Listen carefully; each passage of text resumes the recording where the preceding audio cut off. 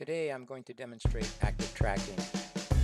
First, what we're going to do is have the drone circle me, and I can control the height, distance, and speed at which it circles me. Furthermore, it will try to keep me in the same place in the frame as when I first identify the person that the drone is to follow. So in this case, you'll notice that I'm almost always pretty much in the center of the frame. And at first it was going counterclockwise, and now it will be circling me clockwise while I wander around. And notice too that I changed the speed at which it circles me. This is just a little bit too dizzying, and so what you want to do is really slow that down quite a bit. Now here I bring it down to eye level, and it's quite a distance from me, but once again it's circling me. The lower it goes, the less of a dizzying effect you will have from the drone as it circles the person. Now notice what happens when I run towards it. It runs away, and when I run away, it flies towards me.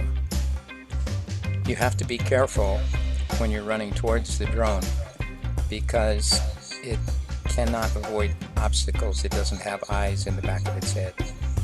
If you're running away from the drone, it will avoid obstacles because it has stereoscopic vision when you're going forward. So going forward, don't worry, it'll avoid obstacles. Going backwards, you need to watch out.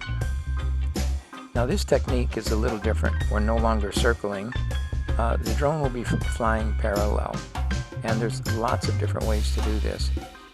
You can set it up so it starts out behind you, catches up with you, and then goes in front of you, and all that time focusing directly on you as the moving object. Or you can have it just going parallel as you run along. So there's different ways in which you can do that.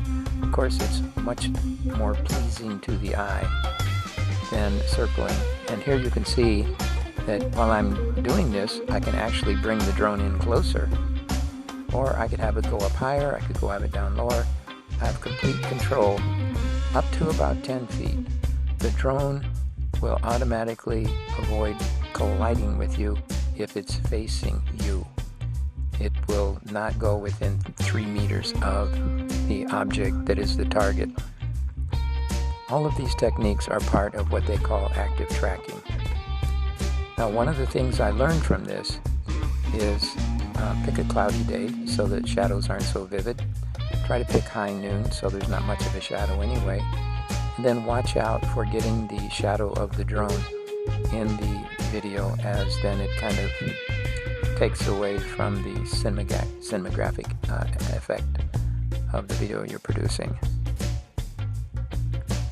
Now this clip is going to be a flyby. What it's going to do is it's going to start out behind me.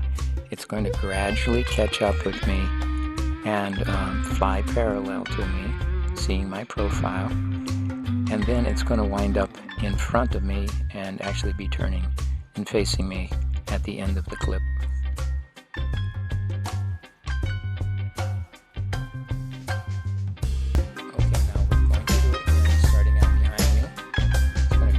Catch up, come parallel to me. Now what happens if I run? The question is whether or not it can keep up with me while I'm running.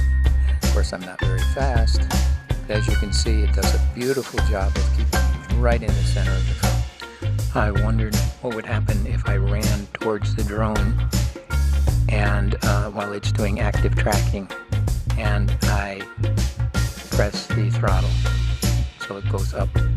Will it maintain the same distance horizontally while the vertical distance changes? And the answer is yes, it does just an absolutely beautiful job. I was in the center of the frame the whole time as it backed away, and I got smaller and smaller in the eye of the camera.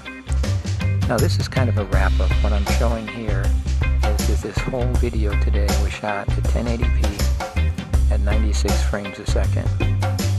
Which means you can cut it by a factor of 4 get a beautiful, smooth, slow motion. And what I've done here is even go to a greater extreme.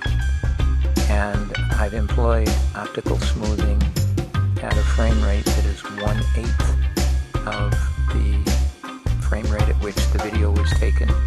And despite the fact that I've cut it by 8, it still provides a relatively smooth image, very crisp, and just very happy with the results I'm getting from these experiments.